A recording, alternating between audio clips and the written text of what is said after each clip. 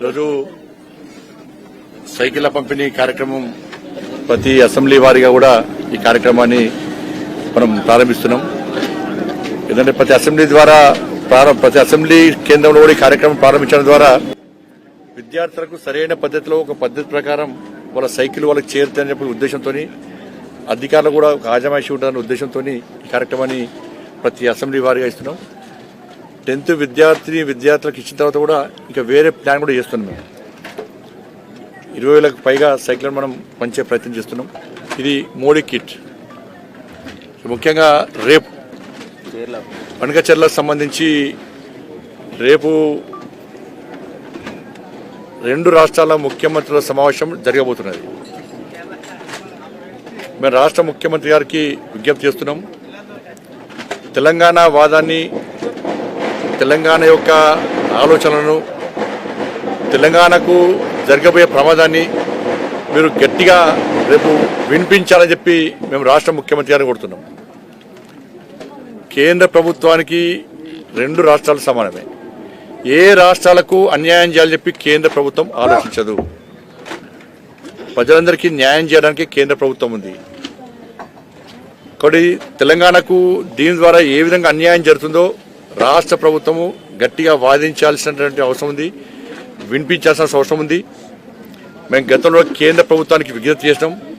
తెలంగాణకు అన్యాయం జరిగే విధంగా చూడొద్దని చెప్పినాం. వారు క్లారిటీ ఇచ్చారు. ఏ రాష్ట్రానికి అన్యాయం జరగనిచ్చే ప్రసక్తి లేదని చెప్పి కేంద్ర ప్రభుత్వం స్పష్టంగా ఉంది. దాని తగ్గట్టు కూడా రాష్ట్ర ప్రభుత్వం ఇలా ఒక పద్ధతి ప్రకారము తెలంగాణకు జరుగుతున్న అన్యాయాన్ని గట్టిగా వాదించాల్సిన అవసరం ఉంది, గట్టిగా వినిపించాల్సిన అవసరం ఉంది. తెలంగాణ రాష్ట్ర సమాజం రాజకీయాలకు అతీతంగా కలిసిమెలిసి బనకచెర్ల విషయంలో తెలంగాణకు అన్యాయం జరగకుండా ఉండడానికి మేము అందరం సమిష్టిగా కృషి చేయాల్సిన అవసరం ఉంది. కేంద్ర ప్రభుత్వం మీద కూడా భరోసా ఉంచాల్సిన అవసరం ఉంది. ఎట్టి బస్సులో అన్యాయం జరగనీయం. మళ్ళీ విజ్ఞప్తి చేస్తున్నా, రాష్ట్ర ముఖ్యమంత్రి గారు గట్టిగా ఉండాలి. రేపు గట్టిగా వాదించాలి, గట్టిగా మనకు జరుగుతున్న అన్యాయాన్ని వినిపించాలి. న్యాయం జరిగే విధంగా వారు తీవ్రంగా ప్రయత్నం చేయాలి. ఇది మా యొక్క భారతీయ జనతా పార్టీ తరఫున వారికి విజ్ఞప్తి. మొదటి నుంచి కూడా క్లారిటీ ఉన్నాం. మేము బనకచెర్ల విషయంలో మొదటి నుంచి కూడా క్లారిటీ ఉన్నాం. మేము ఏదంటే తెలంగాణకు అన్యాయం జరగదని చెప్పి మేము నిక్కచ్చిగా నిజాయితీతో ఉన్నాం. మేము భవిష్యత్తులో కూడా అదే విధంగా ఉంటాం.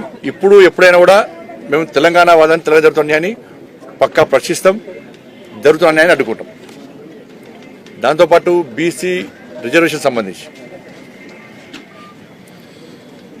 ఆర్డినెన్స్ పేరుతోని కాంగ్రెస్ పార్టీ ప్రభుత్వం శాసనసభలో ప్రవేశపెట్టి ఆర్డినెన్స్ తీసుకొచ్చే ప్రయత్నం చేస్తున్నది. దీని వెనుక భారీ కుట్ర దాగి ఉన్నది. దీని వెనుక అదేంటంటే బీసీలకు అన్యాయం చేసే కుట్ర దీని వెనుక దాగి ఉంది. ఇలా ప్రభుత్వం వాస్తవాలను కప్పిపుచ్చే ప్రయత్నం చేస్తున్నది. అవాస్తవాలను మీడియా ద్వారా ప్రజలకు చేరవేసే ప్రయత్నం చేస్తున్నది. దీనికి ప్రభుత్వానికి అధికారంలో ఏ పార్టీ ఉంటే ఆ పార్టీకి వత్తాసు పలికేటువంటి కొన్ని బీసీ సంఘాలు, వారు కూడా బీసీలకు అన్యాయం చేస్తున్నారు. బీసీలకు జరిగే అన్యాయాన్ని ప్రశ్నించేటువంటి దమ్ము ధైర్యం లేకుండా వివరిస్తున్నారు. ఇప్పుడు రాజశేఖర రెడ్డి గారు ప్రభుత్వం ఉన్నప్పుడు 4% రిజర్వేషన్ కల్పిస్తూ ముస్లింలను బీసీలుగా గుర్తించే ప్రయత్నం చేస్తే అప్పుడే ఈ బీసీ సంఘాలు, సోకాల్ రాజకీయ నాయకులు భారతీయ జనతా పార్టీ చేపట్టే ఆందోళన మద్దతు ఇస్తే ఈ పరిస్థితి ఉత్పన్నమయ్యేది కాదు. ఆ రోజు ఎవరు అట్లా అడ్డుకునే ప్రయత్నం చేయలే కాబట్టి ఈ ప్రభుత్వాలు, పార్టీలు అన్ని బరిదగించి బీసీలకు, హిందువులకు అన్యాయం చేసే ప్రయత్నం చేస్తున్నారు. రాజశేఖర రెడ్డి గారు 4% రిజర్వేషన్ ఇస్తేనే గత జిహెచ్ఎంసీ ఎన్నికల్లో బీసీలకు హైదరాబాద్లో ఏ విధంగా అన్యాయం జరిగిందో ఒక్కసారి బీసీ సమాజం గుర్తించాలి, హిందూ సమాజం గుర్తించాలి. ఇవాళ కేసీఆర్ గారు సమగ్ర సర్వే నిర్వహించినప్పుడు బీసీ జనాభా ఎంత అంటే 51% వచ్చింది. కాంగ్రెస్ పార్టీ కులగణన సర్వే చేసినప్పుడు ఎంత వచ్చిందంటే 46% వచ్చింది. 5% తగ్గించారు. 5% తగ్గించారంటే దాదాపు 18 లక్షల మంది బలహీన వర్గాలకు సంబంధించినటువంటి సమాజాన్ని ఇలా పరిగణలోకి తీసుకోలే. ఇక్కడే అన్యాయం జరిగింది. ఇక్కడనే అన్యాయం జరిగింది.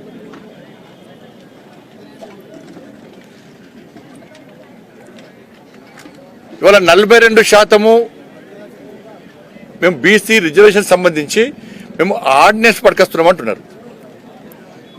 10% ముస్లిం సమాజాన్ని తీసేస్తే ఇచ్చేది ఎంత? 32%. ఇలా బీసీలకు కాంగ్రెస్ పార్టీ ప్రభుత్వము ఇచ్చేది ఇలా 10% తీసేస్తే 42%. దీనిలో మళ్ళా మనం సమాజం గమనించాలి, బీసీలు గుర్తించాలి. ఆల్రెడీ నరేంద్ర మోడీ గారి ప్రభుత్వము 27% రిజర్వేషన్ సౌకర్యం కల్పించింది. ఎంత? 27%. 27%కి కాంగ్రెస్ పార్టీ ప్రభుత్వం తెలంగాణలో 5% మాత్రమే జోడించింది. అది 32% అయింది. 27% ఆల్రెడీ ఉంది. 32% ఇస్తున్నారు. 10% బీసీ ముస్లిం తీసేస్తే ఇక 10% చేస్తే 32%. 32%లో కాంగ్రెస్ పార్టీ ప్రభుత్వం ఇచ్చేది ఎంత? 5% బీసీలకు ఇచ్చేది. మీరు కొండం దవ్వి ఎలికని పట్టినట్టు పై శాస్త్రం. 42%, 10% ముస్లిం చేస్తే ఇంకా 32%. 32%లో ఆల్రెడీ 5%, 27% ఆల్రెడీ ఉంది. మీరు ఇచ్చేదంతా 5%. వాళ్ళ ఆల్రెడీ నరేంద్ర మోడీ ప్రభుత్వం అగ్రవర్ణాల్లో పేదలకు 10% రిజర్వేషన్ కల్పిస్తున్నది. వాళ్ళ జనాభాలో ముస్లింల శాతం ఎంత? 12%. ముస్లిం జనాభా 12%. 12%లా అంటే 80% ఈ 10% రిజర్వేషన్ ద్వారా 80% లబ్ధి పొందుతున్నారు ఆల్రెడీ.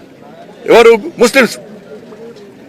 12% జనాభా ఉన్నటువంటి ముస్లింలకు ఈ 10% రిజర్వేషన్ ద్వారా 80% వాళ్ళకి న్యాయం జరుగుతున్నది.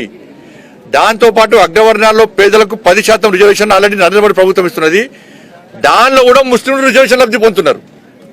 అంటే 100కు 100% తెలంగాణ రాష్ట్రంలో ముస్లింలకు అన్ని ఏదో రకంగా రిజర్వేషన్ వాళ్ళకు లబ్ధి జరుగుతున్నది. ముస్లింలకు 100%. ఏమైనా బీసీల పరిస్థితి ఏంది? హిందువుల పరిస్థితి ఏంది? 40% ద్వారా 80% లబ్ధి చెందుతున్నారు. 80%. 10% అగ్రవర్ణాల పేద రిజర్వేషన్ ద్వారా అట్లా లబ్ధి పొందుతున్నారు. ఇది ఎక్కడ పద్ధతి? ఇది అలా. కాబట్టి ఈ పద్ధతి మంచిది కాదు. దీన్ని భారతీయ జనతా పార్టీ బీసీ రిజర్వేషన్ను ఆర్డినెన్స్ తీసుకురావడాన్ని మేము వ్యతిరేకించాం. మీరు 10% ముస్లింలకు కలిపి రిజర్వేషన్ ఆర్డినెన్స్ తీసుకొస్తే దాన్ని 100% మేము వ్యతిరేకిస్తాము. ఇది రాజ్యాంగానికి విరుద్ధము. మత ప్రాతిపదికన రిజర్వేషన్ను సుప్రీంకోర్టు కూడా కొట్టేసింది. ఇది రాజ్యాంగానికి విరుద్ధము. బాబాసాహెబ్ అంబేద్కర్ ఆలోచన విధానానికి విరుద్ధం. ఇది ఇప్పుడు జనాభా తమాషా ప్రకారం ఎస్సీ ఎస్టీలకు రిజర్వేషన్ ఇస్తున్నారు. అగ్రవర్ణాల్లో పేదలకు మోడీ ప్రభుత్వం 10% రిజర్వేషన్ ఇచ్చింది. మరి 51% ఉన్న బీసీ జనాభా తమాషా ప్రకారము ఎందుకు రిజర్వేషన్ సౌకర్యం కల్పిస్తలేరు? ఇదెక్క న్యాయం? కానీ బీసీలలో హిందువులు ఎవరు గెలవరుగా, వాళ్ళకి ఎక్కడ న్యాయం జరిగేదిగా. ఇది ఓటు బ్యాంకు రాజకీయాలను దృష్టిలో పెట్టుకొని కాంగ్రెస్ పార్టీ ప్రభుత్వం ప్రయత్నిస్తున్నది. మేము మళ్ళీ చెప్తున్నాం, నరేంద్ర మోడీ మీరు 10% తీసేసి బీసీ జనాభాను 42% ఇవ్వండి. నరేంద్ర మోడీ గారి అపాయింట్మెంట్ ఇప్పించే బాధ్యత మాది. కేంద్ర ప్రభుత్వాన్ని ఒప్పించే బాధ్యత మాది. దీన్ని అమలు చేసే బాధ్యత మాది. మీరు 42% పేరుతో ముస్లింలకు ఇస్తే బీసీలకు జరుగుతున్న అన్యాయాన్ని మేము పక్కా వ్యతిరేకిస్తాం. బీసీల గురించి ఆలోచించే పార్టీ భారతీయ జనతా పార్టీ, బీసీలను ఉద్ధరించే పార్టీ భారతీయ జనతా పార్టీ, బీసీలకు జరుగుతున్న అన్యాయాన్ని వ్యతిరేకించే పార్టీ భారతీయ జనతా పార్టీ. మీరు ఎన్ని కుట్రలు చేసినా, ఎన్ని కుతంత్రాలు చేసినా కూడా తెలంగాణ రాష్ట్రంలో బీసీ సమాజం, హిందూ సమాజం జాగృతమై ఉంది. మీరు ముస్లింలను 10% తీసుకొచ్చి మా దానిలో కలిపితే మేము ఒప్పుకోము. ఇది బీసీలకు అన్యాయం జరుగుతున్నది. బీసీ సంఘాలు రాజకీయాలు పక్కకు పెట్టి, మీ దురాలోచనలు పక్కకు పెట్టి, మీ ఇంటర్నల్ పాలిటిక్స్ పక్కకు పెట్టి 10% ముస్లిం బీసీలో కలపడం ద్వారా అన్యాయం జరుగుతుందా జరుగుతుందా గుండె మీద చేసుకొని ఆలోచించండి. బీసీ సంఘాలు అసెంబ్లీలో ఎట్టి పరిస్థితుల్లో వ్యతిరేకిస్తాం. మేము ఢిల్లీలో నరేంద్ర మోడీ గారిని ఒప్పియాలంటే, పార్లమెంట్ దీన్ని ఆమోదించాలంటే, ఆర్డినెన్స్ తీసుకురావాలంటే, తెలంగాణ రాష్ట్రంలో నిజమైన బీసీలకు న్యాయం జరగాలని చెప్పి కాంగ్రెస్ పార్టీ ప్రభుత్వానికి చిత్తశుద్ధి ఉంటే 10% ముస్లిం తీసేయండి, బీసీలకు 42% ఇవ్వండి, దాన్ని ఆమోదించే బాధ్యత మేము తీసుకుంటాం. ఇది చేయక టీవీలు కొన్ని ఉన్నాయని చెప్పి, ఒక సెక్షన్ మీడియా మీకు ఉందని చెప్పి, మీకు మంత్రులు ఉన్నారని చెప్పి, రోజుకో మంత్రితో ప్రెస్ మీటింగ్ పెట్టించి ముఖ్యమంత్రి గారికి కలవడము, శాలువలు కప్పియడము. అరే 10% ముస్లిం బీసీలకు అన్యాయం జరిగితే, 10% అన్యాయం జరిగితే ఎంత ఘోరమైన పరిస్థితి అనేది. ఎక్కడ బీసీలు కార్పొరేటర్లు గెలవరు, కౌన్సిలర్లు గెలవరు, సర్పంచులు, ఎంపీటీసీలు, జెడ్పీటీసీలు, లాస్ట్కు వార్డు మెంబర్లు కూడా మీకు టికెట్ రావు, మీకు గెలవరు. ఇలా రాజకీయ పార్టీలు ఏం చేస్తాయి? 10% ముస్లిం రిజర్వేషన్ కల్పిస్తారు వాళ్ళ పార్టీలో కూడా. ఇలా బీసీలు ఎడబోతారు. ఇలా 32% బీసీలకు విడిచేది, 32%లో ఆల్రెడీ 27% ఉండనే ఉండే. కాబట్టి కాంగ్రెస్ పార్టీ ప్రభుత్వము ఇలా 32% బీసీలకు గురించి మాత్రమే ఆలోచిస్తున్నది, మొత్తం ముస్లిం సమాజం గురించి మాత్రమే ఆలోచిస్తున్నది. కాబట్టి దీన్ని భారతీయ జనతా పార్టీ 100% మేము వ్యతిరేకిస్తాం. ముస్లింలను బీసీలకు గుర్తిస్తూ 10% రిజర్వేషన్ ఇవ్వడాన్ని పక్కా వ్యతిరేకిస్తాం. మా విధానం, మా నినాదం, మా ఆలోచన అన్ని కూడా ఒకటే. దీనిలో వెనుకడు వేసే ప్రసక్తి లేదు. అసెంబ్లీలో అడ్డగిస్తాం, బయట కూడా అడ్డుకుంటాం. బీసీలకు న్యాయం చేసే పార్టీగా, బీసీల పార్టీగా ఇలా భారతీయ జనతా పార్టీ మొట్టమొదటిసారిగా దేశంలో ఏ రాజకీయ పార్టీ అనౌన్స్ చేయని విధంగా బీసీ ముఖ్యమంత్రిని చేస్తామని ప్రకటించిన పార్టీ భారతీయ జనతా పార్టీ. ఈ దేశానికి ఛాయం కూడినటువంటి బీసీ వ్యక్తిని ప్రధానమంత్రి చేసినటువంటి పార్టీ భారతీయ జనతా పార్టీ. 27 మంది, గతంలో 27 మంది బీసీ ఎంపీలను మంత్రులు చేసిన ఘనత భారతీయ జనతా పార్టీది. ఈ దేశానికి ఒక ఎస్సీ, ఒక ఎస్టీ, ఒక మైనార్టీకి సంబంధించిన సమాజానికి సంబంధించిన వ్యక్తులను రాష్ట్రపతి చేసిన పార్టీ భారతీయ జనతా పార్టీ. కాబట్టి ఇలా కాంగ్రెస్ పార్టీ వాళ్ళ ఆలోచన విధానాన్ని మార్చుకోండి. దానికి బీఆర్ఎస్ పార్టీ వత్తాసు పలుకుతున్నది. ఈ రెండు పార్టీలు మైనార్టీ ఓటు బ్యాంక్ కోసం కకృతి పడుతున్నారు. 80% ఉన్నటువంటి హిందూ సమాజాన్ని, 51% ఉన్నటువంటి బీసీ సమాజాన్ని వీళ్ళు నిర్లక్ష్యం చేస్తున్నారు. పక్కా తెలంగాణ రాష్ట్రంలో హిందూ ఓట్ బ్యాంక్ తయారు చేస్తాం, బీసీ ఓట్ బ్యాంక్ తయారు చేస్తాం, ఎస్సీ ఎస్టీ అగ్రవర్ణాల్లో పేదల ఓట్ బ్యాంక్ తయారు చేస్తాం, పేదల ఓట్ బ్యాంక్ తయారు చేస్తాం. కాంగ్రెస్ పార్టీ యొక్క కుట్రలు, కుతంత్రాలు, బీఆర్ఎస్ పార్టీ కాంగ్రెస్ పార్టీకి పడుతున్న వత్తాసును ప్రజలకు వివరిస్తాం. అతి త్వరలో రాష్ట్ర శాఖ నిర్ణయం తీసుకున్నది. ఈ విషయంలో తెలంగాణ రాష్ట్ర వ్యాప్తంగా మా రాష్ట్ర అధ్యక్షుడు రామచంద్ర గారి నేతృత్వంలో ఉద్యమిస్తాం. ఈ కాంగ్రెస్ పార్టీ మెడల్ వంచుతాం. బీసీలకు జరుగుతున్న అన్యాయాన్ని సమాజానికి వివరిస్తాం. థ్యాంక్ యూ అన్న.